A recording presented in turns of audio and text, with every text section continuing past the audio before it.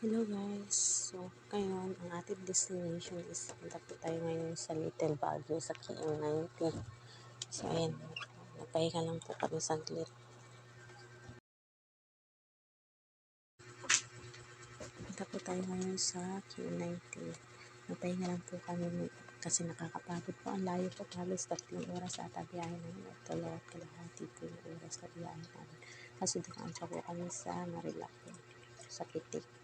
So, ayan po yung view na maganda po, diba? So, andito na po pala kami sa may Infanta. So, may KM90 na po yan. So, may picture-picture lang muna kami dyan. Pumunta pa po kami sa taas po entrance. Ito po yung entrance niya. Ayan. Pagpasok mo dyan, makikita mo meron na po nakasulat dyan na 50 pesos po yung entrance fee niya. So, may information po dyan sila. Yeah, asikasuhin naman po kayo nila. 50 pesos po pala yung entrance fee per head po yan. So, ito po, pagpasok po sa entrance, meron po dito hagdan, pababa po yan. So, ayun, tinuro ko nga po yung swimming pool po. May tubig po dyan. Ang lamig nga lang ng tubig. Pero pwede po kayo maligo dyan kung kaya nyo yung lamig. So, ako po hindi ko po kaya kahit medyo mainit-init po yung panahon na medyo maulap-ulap. So, ayan nga po, ang lawak po, diba? Sigurado mo mag-i-enjoy kayong mag-jowa o mag-asawa. At saka yung mga anak nyo kung kasama, yan nga po, marami nag-picture-picture dyan kasi meron po sila mga statue dyan ng mga bulaklak. Ayan nga po, enjoy lang po kayo dyan. Pagpasok nyo, ang daming di pang tao. Kahit umulan o umaraw, maraming tao dito. At saka marami po pala sila mga kubo-kubo. May restaurant din po pala dito. Pwede kayo kumain. Pag napagod kayo maglakad-lakad, mag-merienda, meron din po sila. Kaso yung time na yun, kumain na po kasi kami yan. So, hindi na po kami kumain. Kung saka nagtitipid din kami, char. So, ayan, bumalik ako. Nakita ko pala dito, may butterfly po dito. So, naisip ko ako picture dito. Naisip ko yung buhok natin. Alam mo naman, wala pa pala tayong dalawang pang-retouch. Kaya hawak-hawak kami na lang. Supply kami. Tawang-tawa nga doon dahil nakalabas ang ligla. Alam niyo naman, pagkatapos ito yung mga anak na naman natin, asikasuhin.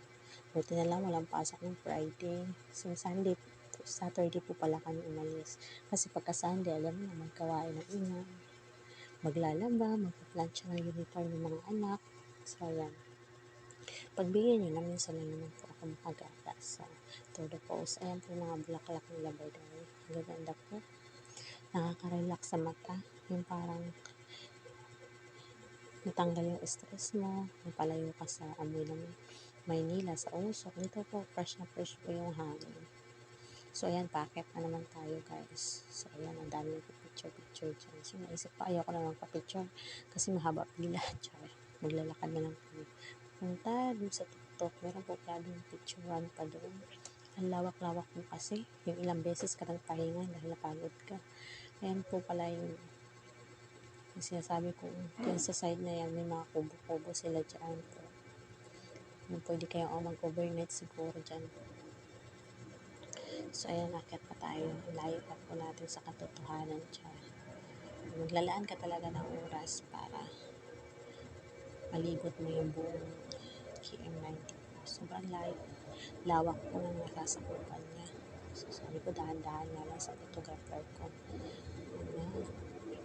Pag naalala niyo, bihira lang po kasi maglalaan siya.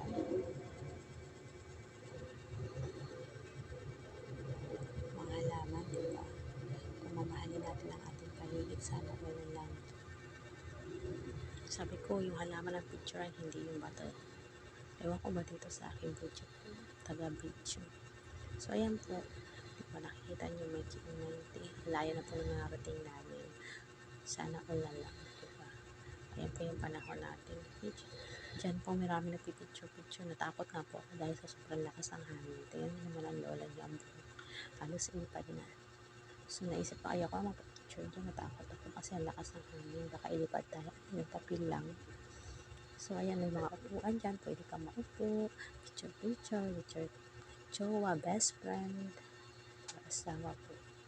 So, ayan nga po. Gusto ko sana magpapicture dyan sa community. Kaso meron nakatambay. So, ang gagawin, nagpapicture na lang ako. Tumingin muna ako sa kanya. Tapos ako picture pala ako dun sa my KM90. Pero, Hindi ko kasi umalis yung mag-asawa kaya nahiya na rin ako. Char, kailangan paalisin natin. Ano yun?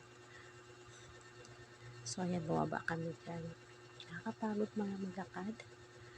Bang, kala mo sa love life ka lang napagod yung pala kagala mo. So, sulitin natin yung bayad natin 50,000 tsaka 50,000 talaga. So, picture-picture, posing-posing, video pala. So, sabi ko, picturean ako. So, bagal ng aking taga-picture. So, nilapitan ko. Kasi, ayoko naman sumigaw dito. Baka pagtinginan yung mga tao. Maraming tao po kasi dito. Sabi niya, bumaba na nga lang daw kami kasi meron doon magandang picture-picture, videohan. May picture-picture po pala. Ang gulo ko, diba? Ang gulo ng taga-video ko. So, ayan na ako. Nahilula nga rin po ako dyan kasi ang taas na. Parang kaduluduluhan na kami ng bundok.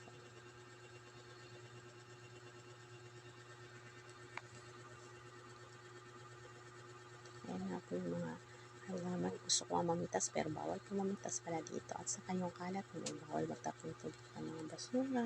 Kailangan itama natin pagtapon. Hindi kagaya sa Manila puno ng basura. Nakakakita ka na ba ng ilog na puno ng basura? Pero dito hindi po, wala pong basura doon. Ganyan. So ayan, akit nga po tayo dito dahil wala po dito sa Manila. Char. Kaya meron lang dito sa Panay. So ayan nga po. Ay, mental pa ba? Basta dito yan sa amin yung Talban po. So, ayan. Diba, ang taas-taas. Umambon po pala dyan, by the way. Kaya lumipat na naman kami ng pwesto. Paambon-ambon po kasi dito. Uulan, aaraw. Kaya naman maganda naman yung waiter niya. Pero kanina po umambon dyan. So, lumipat kami ng pwesto. Dito naman po kami. Marami ditong butterfly. Pwede pa kayong matibay naman siya. Kasi tibay ng relasyon yung child. Doon po kami galing. Yan. Diyan po kami galing kanina. Umambon. Nakababa na kami. Hindi na ako ng video kasi nagmamadali na kami kasi umambon na nga po yan dyan. So, ayun nga po. Ang ganda diba tingnan ng tanawin. Pag minamahal natin ang ating kinikasan, sigurado tayo rin ang makikinabang. Pag walang araw yung mga anak natin, sila yung mag-aalaga ng ating kapaligiran. Sana na lang pati sa Manila ganito yung fresh yung hangin. So, ang video, taga-video ko layo-layo, andito ako sa baba siya, umakyat siya. Sabi ko, bumaba ka kasi baka aabot na naman. Naisip na nga namin umuwi, pero sabi niya, sayang naman, hindi pa namin nalibot lahat. Gusto pa namin pumunta doon sa may Hello Kitty. Meron po kasi dyan estatwa rin ng Hello Kitty, Doraemon, at saka, hindi ko na po alam kung mga ano yung tawag sa kanila, basta meron dyan mga estatwa ng Mickey Mouse ba yun? Minnie Mouse. Ayan nga po. Sabi ko, pipicturean ako dyan kasi syempre hindi pwedeng mawala ang picture. Pang-post din po yan sa Facebook, Instagram. May wala naman po akong Instagram pala kasi nabura ko na. Kasi hindi na kaya ng cellphone ko. Alam niyo naman, mamurahin ng cellphone natin. Hindi kaya ng storage ng cellphone natin. So, by the way po, thank you po sa pagpanunood sa aking walang kabuluhang video. Thank you po. Pakipalo na rin po. Bye!